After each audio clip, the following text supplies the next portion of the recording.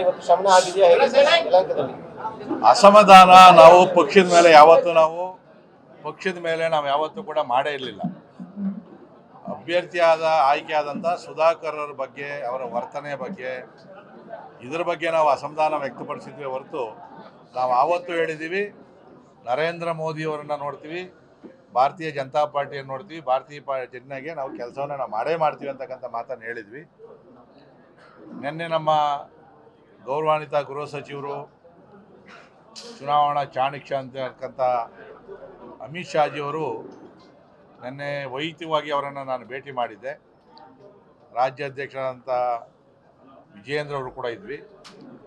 ನಾವು ಹೇಳ್ತಕ್ಕಂಥದ್ದು ಏನು ಹೇಳಬೇಕು ಅದನ್ನೆಲ್ಲ ಕೂಡ ಹೇಳಿದ್ವಿ. ಅದನ್ನೆಲ್ಲ ಕೂಡ ಇಲ್ಲಿ ಬಹಿರಂಗ ಮಾಡೋಕ್ಕಾಗೋದಿಲ್ಲ.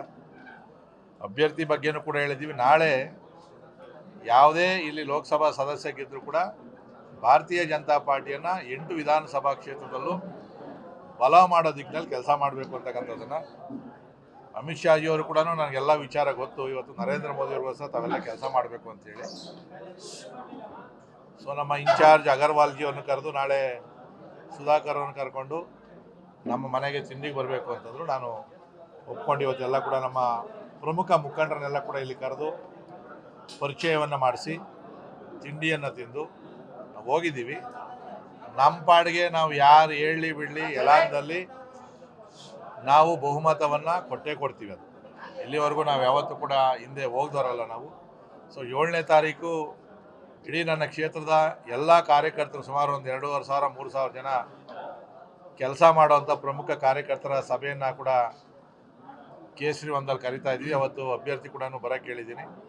ಸೊ ಅಭ್ಯರ್ಥಿ ಬಂದು ಅವ್ರದ್ದು ಏನು ಮಾತಾಡಬೇಕು ಆ ಕಾರ್ಯಕರ್ತರನ್ನು ಉದ್ದೇಶಿಸಿ ಮಾತನಾಡ್ತಕ್ಕಂಥದ್ದು ಎಲ್ಲ ಆಗ್ತದೆ. ಅದಾದಮೇಲೆ ನಾವು ಬೂತ್ ವೈಸು ಈಗಾಗಲೇ ಎಲ್ಲ ತಯಾರಿಯನ್ನು ಕೂಡ ನಾವು 2 ತಿಂಗಳಿಂದಲೇ ಮಾಡಿ ಇಟ್ಕೊಂಡಿದ್ದೀವಿ.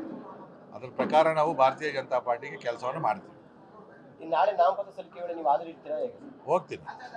ನಾಮಪತ್ರ ಯಾಕಂದ್ರೆ ಈಗಾಗಲೇ ಹಾಕ್ಬಿಟ್ಟವ್ರೆ. ನಾಳೆ ನಾಮಕಾವಸ್ಥೆ ಒಂದು ನಾಮಪತ್ರ ಸಲ್ಲಿಸೋದು, ಬಲಾಬಲ ತೋರಿಸೋದು. ಸೊ ಅದಕ್ಕೆ ನಾವು ಕೂಡ ಹೋಗ್ತಾ ಇದ್ದೀವಿ. ಮತ್ತು ನಮ್ಮ ಯಲಹಂಕ ಕ್ಷೇತ್ರದಿಂದ ಕೂಡ ನಮ್ಮೆಲ್ಲ ಮುಖಂಡರಿಗೆ ಹೇಳಿದ್ದೀನಿ, ನಾಳೆ ಎಲ್ಲ ಕೂಡ 3 ಗಂಟೆಗೆ ನಾಮಪತ್ರ ಸಲ್ಲಿಕೆಗೆ ಬರಬೇಕು ಅಂತೇಳಿ. ಮಾತುಕತೆ ಅಥವಾ ಚರ್ಚೆ ವೇಳೆ ಏನಾದರೂ ವಿಷಯಗಳು ಚರ್ಚೆ ಆಗುತ್ತೆ? ಚರ್ಚೆ ಏನಿಲ್ಲ. ಯಲಹಂಕ ಕ್ಷೇತ್ರದ ಏನಿದೆಯೋ ನಾವು ಒಂದು ಕೋರ್ ಕಮಿಟಿ ಮಾಡ್ತೀವಿ JDS ಅವ್ರನ್ನು ಸೇರಿಸ್ಕೊಂಡಾಗೆ. ಸೊ ಇಲ್ಲಿ ಕೆಲಸ ಮಾಡೋವಂಥದ್ದು ನಮ್ಮದೇ ಜವಾಬ್ದಾರಿ. ಇಲ್ಲಿ ಹೊರಗಡೆಯಿಂದ ಇನ್ಯಾರನ್ನ ತಂದು ಏರುವಂಥದ್ದು ಮಾಡೋವಂಥದ್ದು ಮಾಡೋಂಗಿಲ್ಲ. ಯಾಕಂದರೆ ಇಲ್ಲಿ ನಮ್ಮ ಶಕ್ತಿ ಭಾಳ ದೊಡ್ಡದಾಗಿದೆ. ನಮ್ಮ ಮುಖಂಡರುಗಳು ಅದನ್ನು ನಿಭಾಯಿಸ್ತಕ್ಕಂಥ ಶಕ್ತಿ ಏನಿದೆ ಅದು ಕೂಡ ನಮ್ಮ ಇನ್ಚಾರ್ಜರು ಕೂಡ ಒಪ್ಕೊಂಡವ್ರೆ. ಇಲ್ಲಿ ಬಲವಾದಂಥ MLA ಇರುವಾಗ ಇನ್ಯಾರು ಅಂತ ಅವ್ರ ಕಡೆಯಿಂದ ಯಾರನ್ನ ಒಂದು ಇಬ್ಬರು ಕೊಡ್ರಿ ಅಂತ ಹೇಳಿದ್ದೀವಿ. ಇನ್ನು ಉಳಿಕೆಯದು ಬೇರೆ ಬೇರೆ ಕ್ಷೇತ್ರಗಳಲ್ಲಿ ಏನೇನು ಆಗುವಗಳು ಅಂತ ಹೇಳಿದ್ವಿ. ನಾನು ಹೋದಾಗೆಲ್ಲ ನಡೆದೈತೆ ವಿದ್ಯಮಾನಗಳನ್ನು ಪಾಸಿಟಿವ್ ಹೇಳಿದ್ದೀನಿ, ನೆಗೆಟಿವ್ ಏನಾಗ್ಬೋದು ಅಂತಕ್ಕಂಥದ್ದನ್ನು ಹೇಳಿದ್ದೀನಿ. ಚುನಾವಣೆ ಸುಲಭ ಅಲ್ಲ ಅಂತಲೂ ಕೂಡ ಹೇಳಿದ್ವಿ. ಭಾಳ ಪ್ರಬಲವಾಗಿ ನಾವು ಪೈಪೋಟಿ ಮಾಡಬೇಕಾಗ್ತದೆ ಬದಲಾದಂಥ ಸನ್ನಿವೇಶದಲ್ಲಿ. ಸೊ ಅದಕ್ಕೆ ಏನೇನು ಕಾರ್ಯತಂತ್ರಗಳನ್ನು ಮಾಡಬೇಕು ಅಂತಕ್ಕಂಥ ಮಾತಾಡಿದ್ವಿ. ನಾನು 90% ನಾನು ಯಲಹಂಕ ಕ್ಷೇತ್ರದಲ್ಲೇ ಕೆಲಸವನ್ನು ಮಾಡ್ತೀನಿ ಅಂತಕ್ಕಂಥ ಮಾತನ್ನು ಕೂಡ ಹೇಳಿದ್ದೀನಿ. 10% ನಮ್ಮ ರಾಷ್ಟ್ರೀಯ ನಾಯಕರು ಅವ್ರು ಬಂದಾಗ ನಾನು ಹೊರಗಡೆ ಹೋಗ್ತೀನಿ. ಸಂಪೂರ್ಣವಾಗಿ ನಾನು ಯಲಹಂಕ ಕ್ಷೇತ್ರದಲ್ಲಿ ತೊಡಗಿಸ್ಕೊಳ್ತೀನಿ. ನ್ಯೂಸ್ ಫಸ್ಟ್ ನಿರ್ಭೀತಿಯಿಂದ ನಿಮ್ಮ ಪರವಾಗಿ.